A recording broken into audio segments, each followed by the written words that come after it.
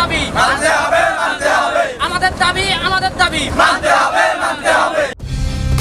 Colour expert, George sap এবং mild on hands technology সমৃদ্ধ Orix crystal wash আপনার laundry expert. আমাদের মানববন্ধনে যদি অংশগ্রহণ করেন আপনারা, আমরা কিন্তু এই কুড়িগ্রামের জন্যই কথা বলছি। কুড়িগ্রাম নিয়ে কোনো নেতা এমপি কখনো কথা বলে নাই।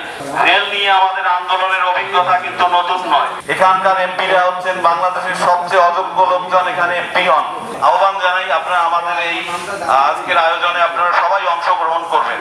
আমরা সরকারের মাধ্যমেই জানতে চাই এবং আমাদের যে রমনা লোকাল বন্ধ আছে, আমরা রেলওয়ে কর্তৃপক্ষের কাছে বলি এই রমনা লোকাল অবিলম্বে চালু করতে হবে। এই বিভাগীয় রেলওয়ে ম্যানেজার রমনা লোকাল আটকিয়ে রেখেছেন। রেলওয়ে ম্যানেজার রাজশাহী, মহাপরিচালক বাংলাদেশ রেলওয়ে, আমরা সকলের দৃষ্টি আকর্ষণ করব। কুড়িগ্রাম থেকে সান্তাহার চলাচল করবে এরকম ট্রেন আমাদের নাই। নির্যাতিত এই ঊর্ধ্বতনদের হাতে তারা বিভিন্নভাবে বিড়ম্বনার শিকার হন।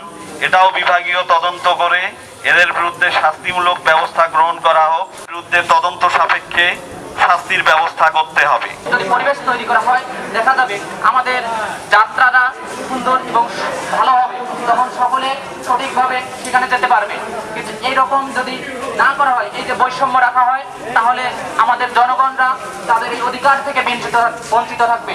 তো আমি রেলওয়ে কর্তৃপক্ষকে জোরালোভাবে অনুরোধ জানাচ্ছি, তারা যেন দ্রুত এই সমস্যাগুলোর সমাধান করে এই রেলওয়েকে একটি সুন্দর রেলওয়ে পরিণত করতে পারে। এই আশাবাদ ব্যক্ত করে আমি আমার সংক্ষিপ্ত কথা এখানে শেষ করছি। আসসালামু আলাইকুম ওয়া রাহমাতুল্লাহ।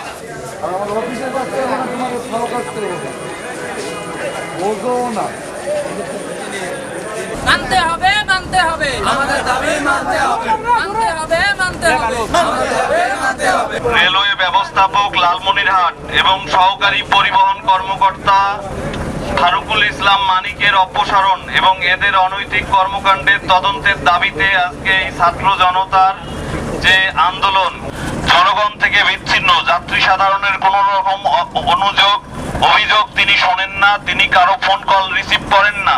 তিনি বাংলায় এক অন্যরকম ফাটাকেষ্ট এখানে অধিষ্ঠিত হয়েছেন। তিনি ফোন ধরেন না, এনার অপসারণ আমরা চাই। এছাড়া আরেকজন আছেন এই দরবেশ বাবার অনুসারী, এই ফারুকুল ইসলাম মানিক। আমরা এই মানে বিভাগের যাবতীয় অপকর্মের যে পরিকল্পনা, সেটাতে এই ফারুকুল ইসলাম মানিক আছেন। এই টার্ন টেবিল নির্মাণের দুর্নীতি থেকে ক্রয়ের দুর্নীতি পর্যন্ত যাবতীয় এখানে ট্রান্সফার বাণিজ্য সবকিছুতেই এই দুইজনকে আমরা তদন্তপূর্বক শাস্তির ব্যবস্থা করার জন্য আমরা আজকে এখানে মানববন্ধন করেছি। আমাদের দাবি মানতে হবে, মানতে হবে, আমাদের দাবি মানতে হবে।